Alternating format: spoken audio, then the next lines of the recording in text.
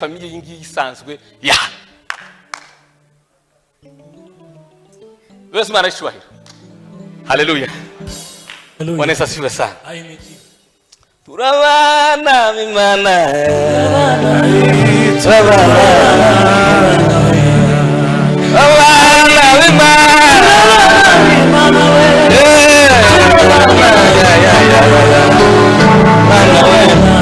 Turabana bimana. Haleluya.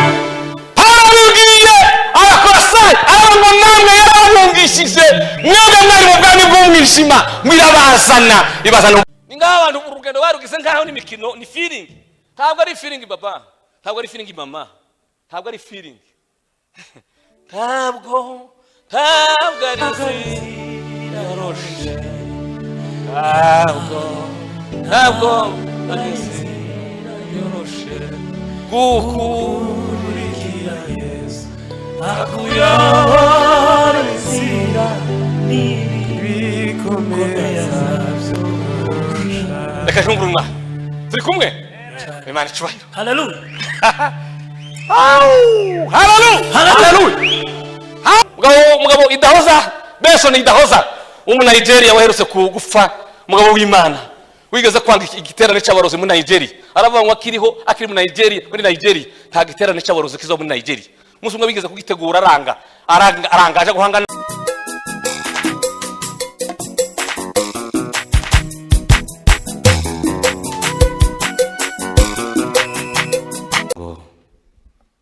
chunguze uyu mwete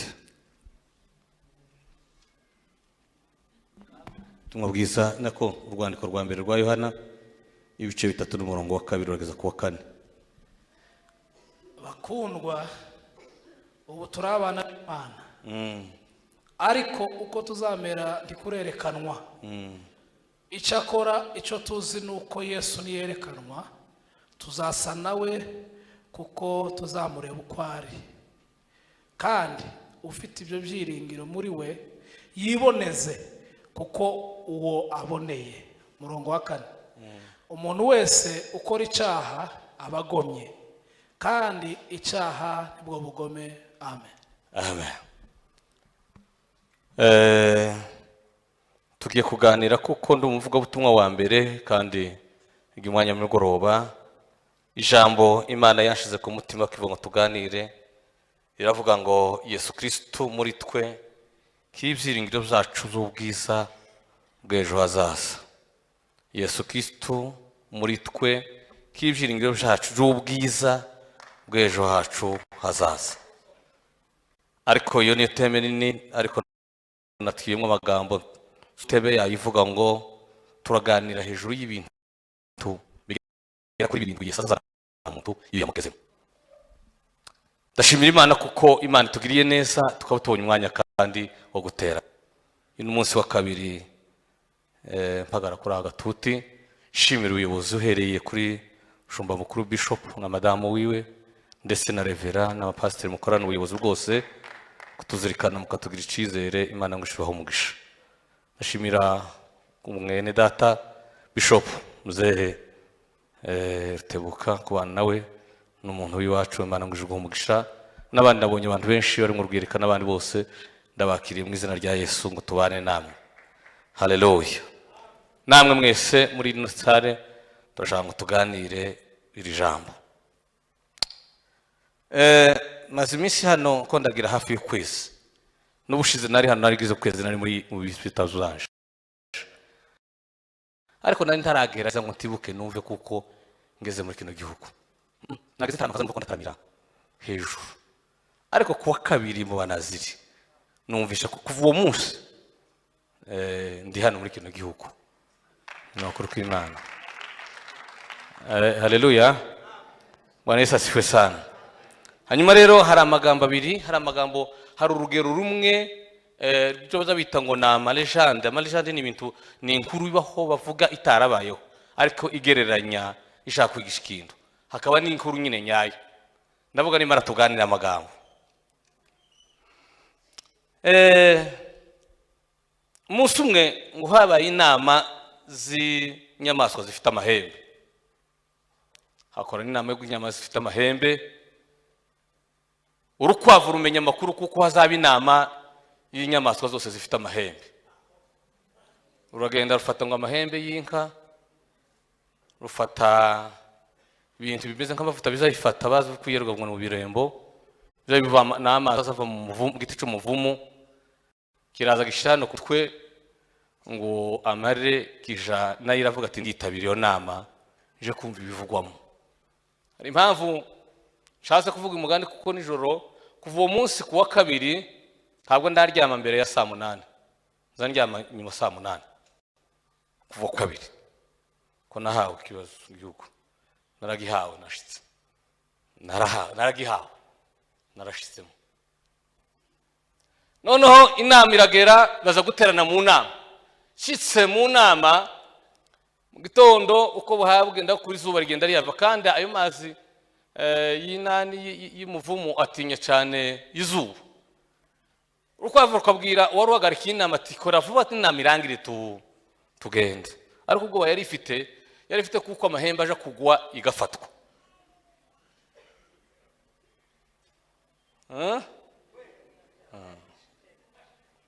Biranga inama iratinda izuba ngo rimare kuva ya mahembe aragwa urukwavu rurafatwa.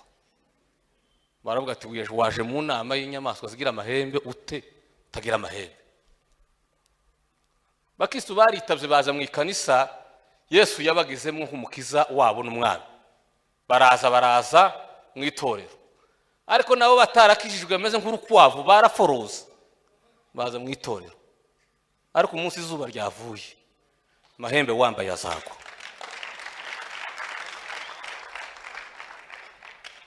Uzofatwa.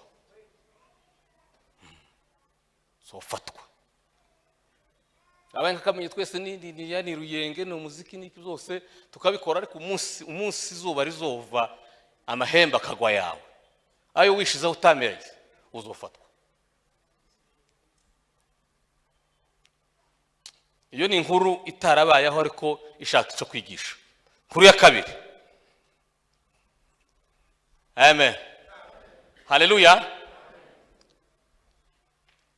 Pastor ngo utari warakijijwe cyane yagiye kwiga theology. Aje kwiga theology, ngo kwiga theology bamushira nk'ubwenge. Bamushira nk'ubwenge, ubumenyi nako si ubwenge. Ubwenge n'ubumenyi biratandukanye. Haleluya. Kuko umugabo witwa ni Miles Monroe yavuze ibintu bitatu. Yavuze icyo bita ngo ni understanding, yavuze icyo ngo ni knowledge na understanding na wisdom. Understanding, knowledge ni informations umuntu aba yafashe, na makuru ufite ku kintu runaka.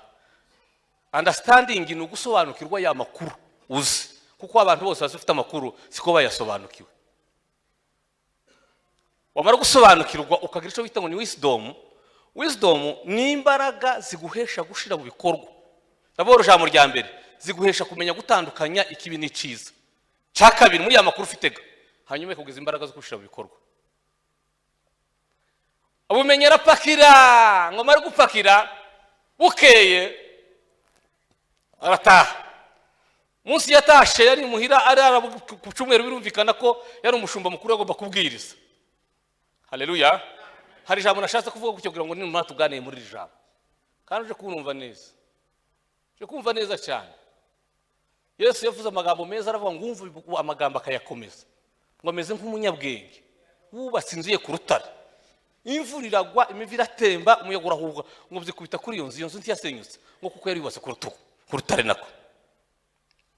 Cyumweru haragera, shopa yari nako umushumba mukuru uri yaragomba kubwiriza. Araza arabwiriza ngo amare kuja kubwiriza, ariko nijoro umukecuru wageze hudumiya wari warabaye ku gicaniro.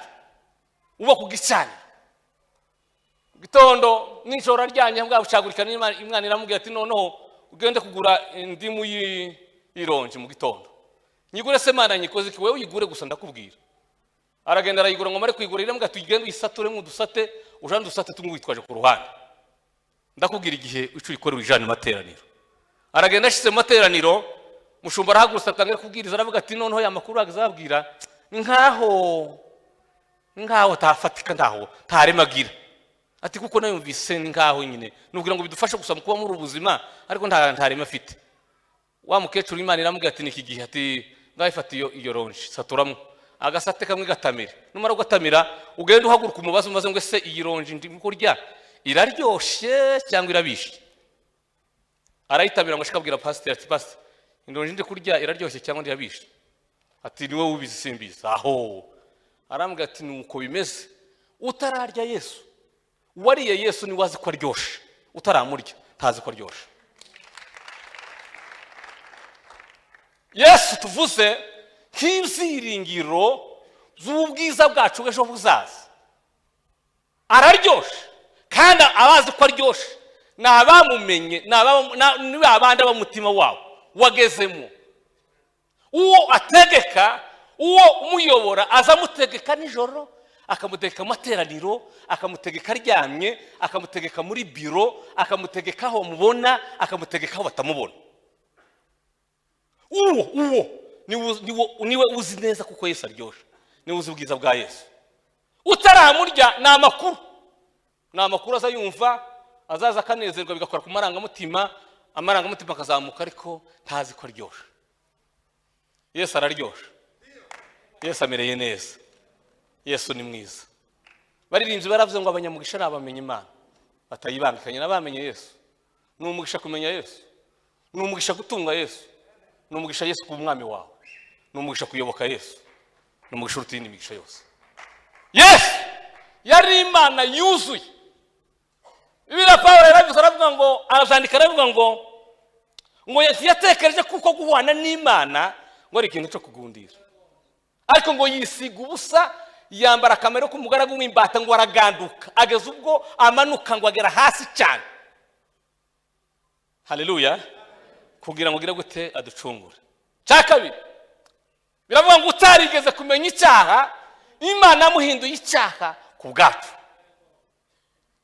yasize ijuru ryuzuye abamarayika bageze bamuhimbaza ibizima n'abakerubi bageze bamuhimbaza haleluya umwanditsi w'ibyahishuwe yaraza aravuga ngo abantu wari ufite igitabo arumva ko ijwi rivuga aravuga ngo ese ninde kuko ngo yabonye wari wicaye ku ntebe afite cya gitabo kifatanije ubushishi imbere n'inyuma ngo avomare kizima kiravuga ngo ninde ukwiriye kwenda kiriya gitabo akakibumbura akamenagura ibimenyetso bigifatanije mu ijuru habura umuntu mu isi habura umuntu ikuzimu habura umuntu Yohana arizwa kuko wabuze umuntu wamura cya gitabo akirimarira haleluya undi baravuga ngo Yohana we wirira kuko intare y'umuryango wa Yuda n'igishyitsi cya Dawidi aranesheje kandi ngo imbaraga zo kubasha kumenagura ibimenyetso abamarayika bageze bahimbaza uwo warungana n'Imana ushobora byose uzi byose uwo uba hose yemeye kwinduka umuntu yemera kwambara akamero k'umugaragu w'imbata araganduka abaho mu buzima uzi tutovuga amakuru ye ariko hari inyungu imwe gusa ari ifite gusa yashaka guncungura njewe nawe barandika abibwira Abaroma arabwira ngo mbese itarimanye umwana wari kumwe Yesu Kristo ikamutaka ku bwacu ngo izabute kumuhanana n'ibindi byose haleluya haleluya uwo Yesu namenye yandutiye byose namuhaye umutima wawe nawe yarahagaga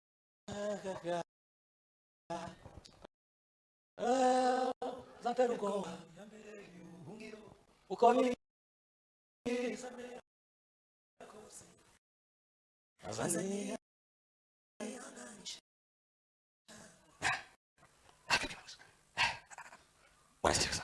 haleluya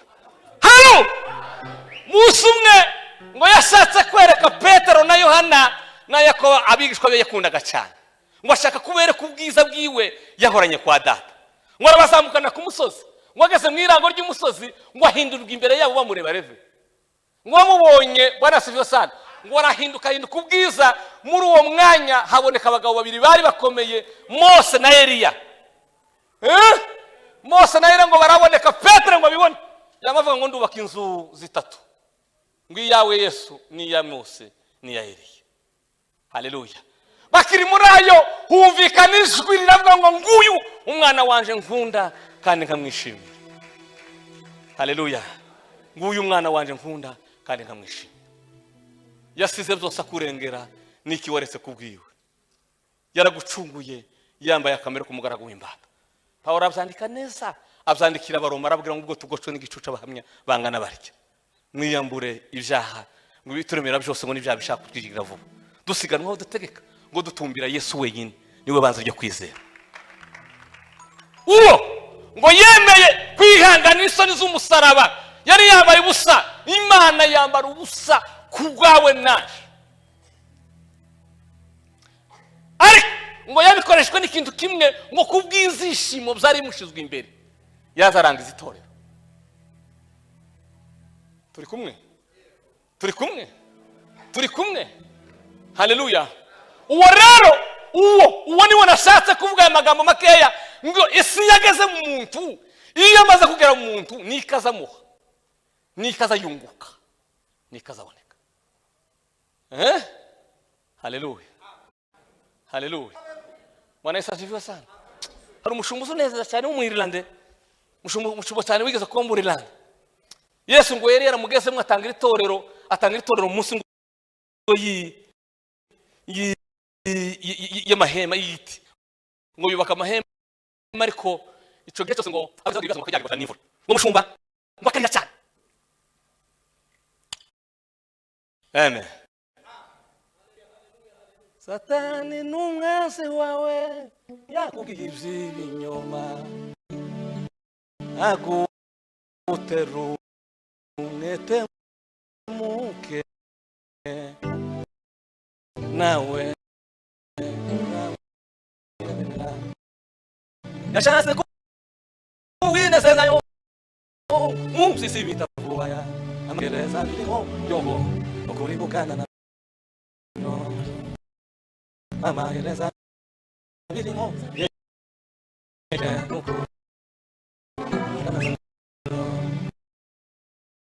ubwo urukundo wamwituye ku mwanzi, reka ugenderamo nawe fatikanyu rugendo, reka ugenderamo yoho fatikanyu rugendo.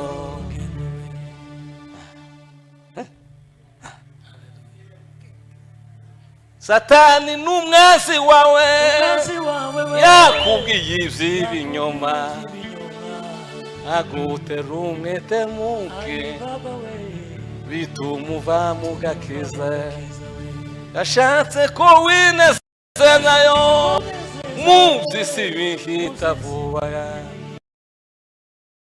amahereza birimo ukuri bukana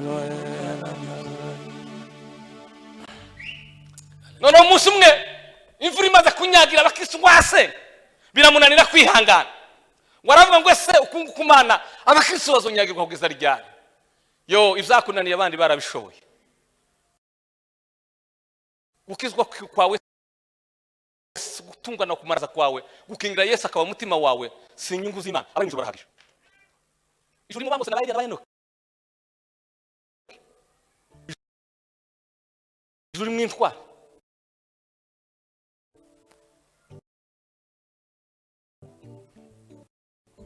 Musumba yana ndibuka navuga ngo tucuza imyanya Imana itubara. Haleluya, haleluya. Asoma makuru ngo yungana umwami wari bapfunyisisha ayo makuru y'ukuntu kwibuka ejo bundi, kandi maze isikike narayisomye ari ijoro ry'ejo bundi ndi maso mpatekera nimo soma igitabo cy'umugenzi naringeza ahantu ngeze nsuko imburama ana ngeze nsuko imburama ngo abantu ngo barabara kandi barabaye cyane kandi ngo barafite bitatu byatuma abo mu gura ijambo rya mbere ngo nyambaro yabo ngo cyari sani yabo kandi nyambaro yasobanura ngo imirimo gukiranuka igihe cyose turi mu isoko yo turi mu muhanda bizabigaragara imikirano zagaragara zaboneka imirimo yo myiza izigaragara neza zo muri imirimo ya myiza bazahirwa himbaza gatongo. Haleluya. Icyakabiri ngo yari ingendo yabo bazoke ngo bari bararamye gusa Bwana Yesu asifiwe sana.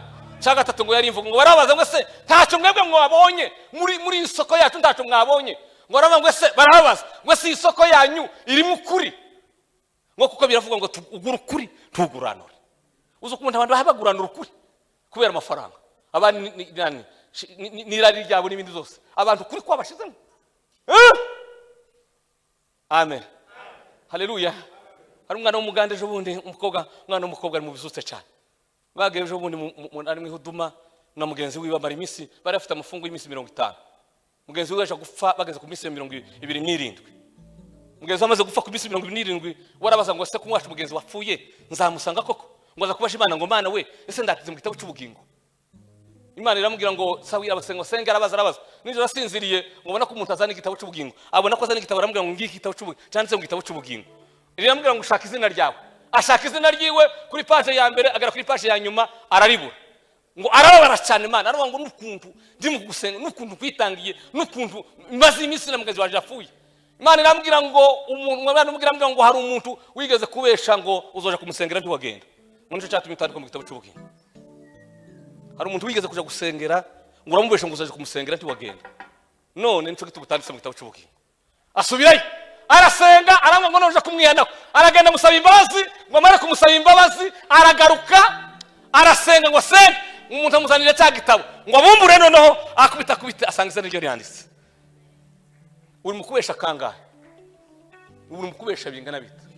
Ni ngaho abantu urugendo barugize ngaho ni mikino ni feeling. Ntabwo ari feeling baba, ntabwo ari feeling mama, ntabwo ari feeling. Ntabwo ari feeling yaroshe. Ntabwo ari feeling yaroshe. Gukurikira Yesu akuyobora inzira n'ibikomeza by'urusha. Reka jungurumwa turi kumwe Imana icubahiro. Haleluya.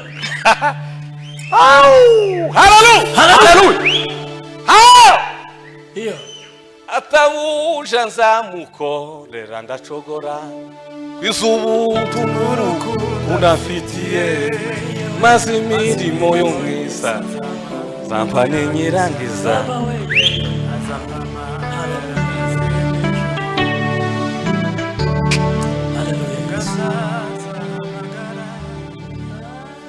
Amen. Atukuza. Tuweza cyubahiro. Ijambo rya mbere Yesu yageze mu muntu azakora. Haleluya. Ngo azamuhindura umwana wo mu muryango w'Imana. Nawe izimuha umuryango, izimuha famiye. Azabona famiye itari famiye y'ingiyi isanzwe ya. Yesu Imana icubahiro. Haleluya. Bwana Yesu asifiwe sana. Turabana b'Imana.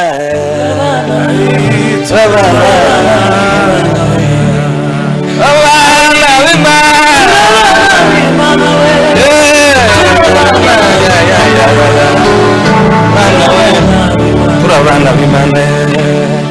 Amen. Haleluya. Haleluya. Abakosayi abo namwe yarabungishije mwebwe mwari mu bwami bw'umwijima mwirabazana ibazana ubwami bwabo n'umucayo. Natwe twarabunze. Ese warabunze kwe? Warimutse. Iyo wabana warimutse. Reka nihute. Ibintu ndirangiza tararangiza. Cyakabiri. Haleluya. Ngo yageze mu muntu azakora. Ngo azamuheza ibyishimo nyakuri n'umunezero nyakuri. Amafaranga ntazazana umunezero we. Kimenyetso nuko abayafite mu gutandukana bakarwana. Haleluya. Amafaranga ubu nyine kino kuri mwaka wa 2023 sindareba statistique yabiyahuye cyane ariko statistique ya 2022 biyahuye cyane ku isi n'Ubufaransa bwari imbere hagakurikiraho Amerika hagakurikiraho Uburusiya ngira n'ibihugu bibindi bikomeye nibo barafite umubare munini w'abantu biyahuye kandi biri mu bya bihugu byitwa na G8 ibihugu 8 bikomeye ku isi biyoboye akanama k'umutekano kawo kurango baza amafaranga kuri amafaranga ntazazana umunezero amashuri ntazazana umunezero abana benshi ntazazana umunezero ubwiza wuzuye umunezero nyawo mwiza n'izishimo biza biza iyo umuntu yeshekize mu muntu. iyo umuntu Yesu yamugezemo azamurara akaririmba akishi, asa yambara ubusa akanezerwa, azafu umwana ari kumuramba w'umwana wiwe akareba ngo haleluya nakusifu Mungu, azanezerwa iyo bamuhenze, azanezerwa iyo batamuhenze, azanezerwa iyo umushomeri, azanezerwa iyo afite akazi. Ni kumukristo kuri azanezerwa ahora ameze. Birashoboka ko twonezerwa mu bihe byose. Cya gatatu, haleluya, wanesa asifiwe sana, haleluya, ngo azazana amahoro, amahoro yo mu mutima. Ngaya amahoro ni amahoro meza atangwa na Yesu, azazana amahoro mu mutima. Amen. Ese turi kumwe? Ese turi kumwe? Haleluya. Mugabo Idahoza, Benson Idahoza, Nigeria waherutse kugufa, mugabo w'Imana wigeze kwanga igiterane cy'abarozi muri Nigeria. Aravuga ngo akiri mu Nigeria, muri Nigeria nta giterane cy'abarozi kizo muri Nigeria. Umunsi umwe bigeze kugitegura arangaje guhangana n'umurozi mukuru wari kugitegura warutangije abandi. Ngo ashikara amuga ngo nutihana nutavana ndagutsindana muri studio. Ati mbare rimwe umurozi ngo ari komisiyo ya kabiri, ati ndemba barira. Ari ku butegetsi bwa Babangida aratangaza aravuga ngo uhereye none igiterane cy'abarozi kirarangiye kubera Idahoza. Benson Idahoza ejo umuntu agiye gupfa ngo yagiye muri private jet mu ndege yiwe mu kirere, aragenda mu ndege ngo yarifite bene ngo gare bagere mu kirere, umupilote baraza aramubwira ngo mushumba senga moteri imwe y'indege yapfuye ntiyagenda none birarangiye ninga tugiye gupfa. Ngo aramubwira ngo nta sezerano ufite ryo gupfa none, ahubwo genda ubwire wa mukobwa uzuteka ikawa anzanira ikawa hamwe. Umupilote asubira yababaye cyane ati mutipe baje kubwira ko tugiye gupfa ngo senga kana gusenga ngo azane kofi ko bazari cyayi igiko nani kwa, ariko ngo asubirayo agiye kubwira wa ni ko yari boss, ngo abamaze kumuzanira ngo amare gusingira igikombe cy'ikawa, moteri ngiraka abafite amahoro ya Yesu ntibazabikanga ibibunyira byahungije ngo ibiki bizagize gute ngo bavuze ngo bararoga ngo ntabwo bazayikanga ntazayikanga. Haleluya. Wigaze gukora accident ushize mu mwaka ushize twari tuvuye mu ivuga butumwa, imodoka yimaze gutebara yagende kubita mu abantu ngo Yesu we ngo ayi ngo mana ngo turapfuye ngo ariko ndamutima waje urambwira ngo ntamva nifase kunzi bwacu nabi wacu ni mwijuru. Ndavuza aho babagira abahorana impagarara ntibemere wabo ariko abahemera bagahana amahoro. Twabatuye twarafuye turuwiteka. Haleluya. Tuzigiri iwacu bana susuwe parayuzana ngo niba turiho turaba umwana kandi ngo none niba dupfa nafko turaba umwana. Haleluya. Nyabu yajwigira mu mazu kamasanga ngo nyabu yajwigiriye abayumbe bose bakigaraga hamagaranye ta Yesu kuba mwo ta uwo Yesu nyabu yujwigira ngo araratsinzira ipfi. Nyabu yihamagara yonyine.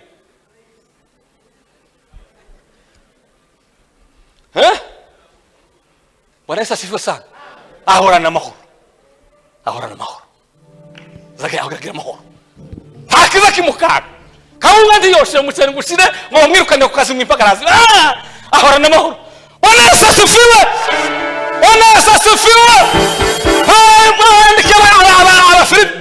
Ngo ntimukagira icyo mwiganyira ngo muzarye cyangwa muzambarike ngo ahubwo izo mushaka byose bimewe n'Imana ngo mubisabire mubyingingire n'Imana mushinga. Bavugira impagarara, mpamvu impagarara zaguteye mu mutima, mpamvu ngo bavuze ngo runaka ngo yanyizangwa zaroga. Ariko uracari kure haba amajoro 3, hari ijuru ry'ibihu n'inyenyeri hari, hakaba ijuru rya kabiri ry'abadayimoni, hakaba ijuru rya gatatu ry'Imana. Abo Yesu yageze mu n'abagabo barenze ijuru ry'ibihu, barenga ijuru ry'abadayimoni, bageze mu ijuru ry'Imana. Ntabwo bagira amahoro Yesu yataye. Navuze usokira ngo ndabonye ngo turapfuye urashari mu ijuru ry'abadayimoni, ariko umunsi wageze mu ijuru ry'Imana uzogira amahoro.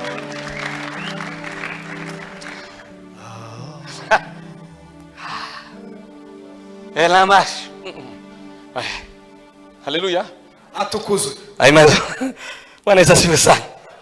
Chakani kari kintu Yesu azaho umuntu iyo yamugezemo azamuheza ubugingo buhoraho, la vie éternelle, eternal life. Agira ubugingo buhoraho, agira ubugingo buhoraho. Aho ndiko naho nafa ziko nkungwa n'Uwiteka, okoro oho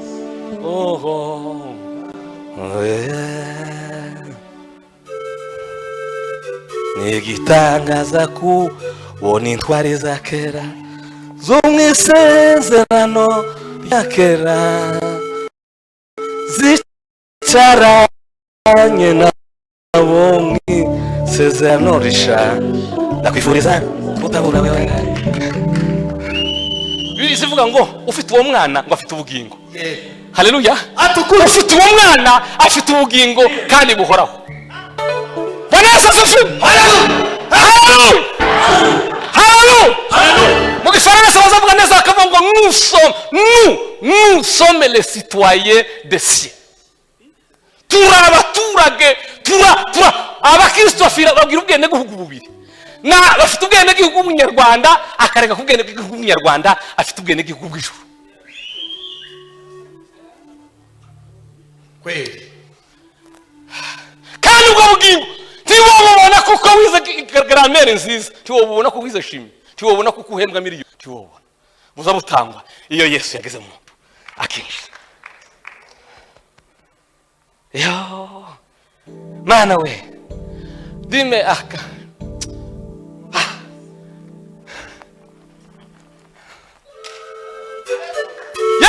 Yesu wenyine yavuze aba nguni bwo bugingo mwami ngo nuko bakumenya wowe Mana ko Imana yonyine, ngo bakamenya n'umwana watumye Yesu. Ubu nibwo buzima bwo bugingo.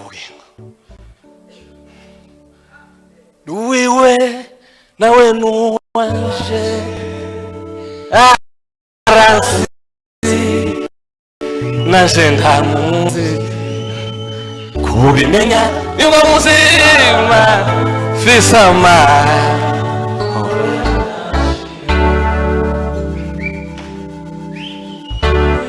Tubona Bwana siyo sana. Iyo ntambara yaba muri Israeli si ntambara ya, hari ntambara izoza kuza yita ngo ni Helmagedon. Helmagedon ni ntambara amahanga yose azaterana kurwanya Israeli. Ariko ubu nyine Israeli kiratabagwa n'amahanga yose, ko Amerika yavyemeye n'igice kinini cy'Uburayi nyine cemeye kiravuga ngo iratabara Israeli. Nukuvuga ngo iyo ntambara iri muri Zaburi ya 83. Zaburi ya 83 isomye yose. Niyo ntambara, iyo ntambara barwana niyo ntambara. Nuvuga ngo amahanga yose, ariko ubu nyine ngo ni ikimenyetso, ni ibyigaragara, ibyerekana kuza kwa Yesu birihuta kuboneka. Agiye kutugabira kwa kwiteka. Ira ni ibimenyetso. Amen. Gatanu. Iyo ngo Yesu yazanye yageze mu muntu azazana ubuzima busha muri we, imibereho misha muri we. Haleluya. Umupasiteri umwe ngo bigeze kumushinja ngo yagiye ku ishuri, barambwira ngo se wewe urasari runaka atoyasingira runaka, jewe sinigeze niba, tiwigeze wiba, we tuzi we tiwigeze wiba, sinigeze kubesha kandi tukuzi. Ngo arambwira ngo uwo muzi wa wundi Yesu atahagaramo, ariko ubundi umuntu Yesu yagezemo nabaye musha. Bikavuga ngo iyo umuntu ari muri Kristo Yesu izakera yeme umukristo tumukuza ngo twarakijijwe, tukibesha, tukitsiba, tugisambana, tukiriba abandi, yavuye aho yarari ariko aracyari wa wundi, aracyari wa wundi. Ariko Yesu yageza mu muntu hari saza kora azazana imibereho mishya. Yesu aravuga ngo abantu bahoraga bamubona asabiriza baravuga ngo usi wa wundi, bamwe baravuga ngo niwe, abandi ngo siwe, isakora asa nawe, nabwira ngo nishe. Baravuga ngo tugire ko twahumutse, uwagumuye nindi simusi, ni umudayimoni. Niba ari umudayimoni simbizi, niba atari umudayimoni simbizi. Ishozi nuko nari impumyi none nari. Amen. Hari ikintu ngiye gukubita gutya, ariko reka ndeke Mana duhaye ubwenge nakikaye mu gikubiti. Haleluya. Ihonde abantu barimo kuza hano ndeka babwire n'ejo bundi narabivuze aho naritamye n'iyinga nataramye kandi n'amaso bamwe ndababwira tugeze mu barancokoza sarira abantu bazacokoza abandi barancokoza twari tujanye tugiye kwatiracokoza bazana turirimbo bararirimba ngoma nabaga ku mwebwe yewe singira ngo mwarakishijwe ati twarakishwe none izimbwa mbaye mbona inyuma yanyu zazirukanga kuko umwe nari mubonye utubwa twatugenda tumuje utubwa twatugenda tugushanura inyuma tubugenda dute ati ni ashaka ko nawe kerana namubonye wagira ngo warese ubusamanye umwe papa ko ndabo buzo kujana niyinga makuru twari kumwe warese ubusamanye izimbwa ukareka izimbwa zikaru imbwa we wawirwa imbwa zigushanura bamwe bari gusimba hatu batubona imbwa zaje zibirukankaho imbwa ariko zizomoka zomoka ariko Yesu yagezemo azabamusha haba kibesha zabine mwana muzibye bizabihimba bakamusha amen tubone batatu ko gutandukana ngo gutandukana ngo batandukana cyangwa kizutandukana n'umugore n'abapagani bari batakije naje narashatse mfite umugore sinzotana n'umugore kugeza Yesu apfuye kugeza Yesu apfuye na zo mwihangana ku maziki none so uzova ngo nesheje iki uzova ngo nesheje iki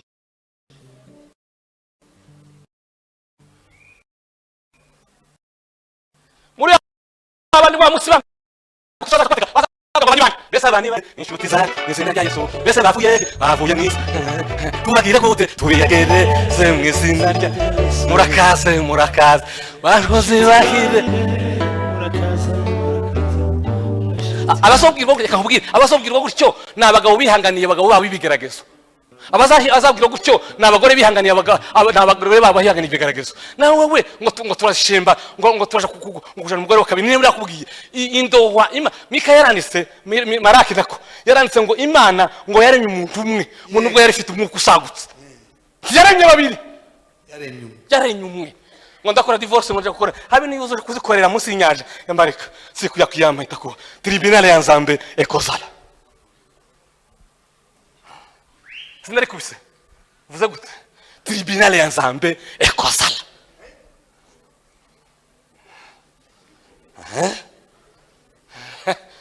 haleluya kandangiza kuri jambo cya kabiri cya gatandatu Yesu ngo saduheza imbaraga hejuru y'abadayimoni na Satani saduha imbaraga hejuru y'abadayimoni yavuze ngo muzakandagera sokoropiyo muzakandagera n'inzoka muzarya uzica n'izabyica bigeze kuduheza kirorina ahantu hamwe turi ku musitari baduheza mukecuru umwe utakijijwe abandi batagera gusuka ngo abantu bose bageze ku musaraba bose ntibageze ku musaraba arayiduheza kandi twari twayimenye turayima twese turayinywa ariko Imana iraturinda n'ubusingi Yesu ndacari muzima azahabwa imbaraga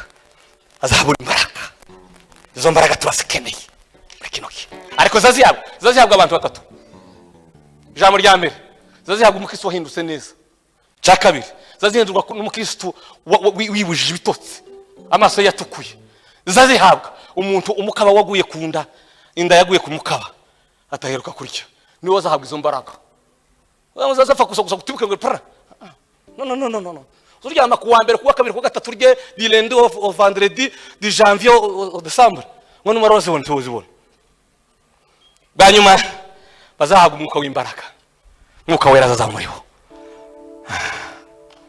darangije kandi batambaye b'Imana cyahiro halo oresa sufiwe bakurwa mu turabana b'Imana uko tuzomera dikurerekanwa isakora Kristo Yesu niyerekana tuzasa nawe guhindurwe hari Yesu mera odima jamuri Imana tuganze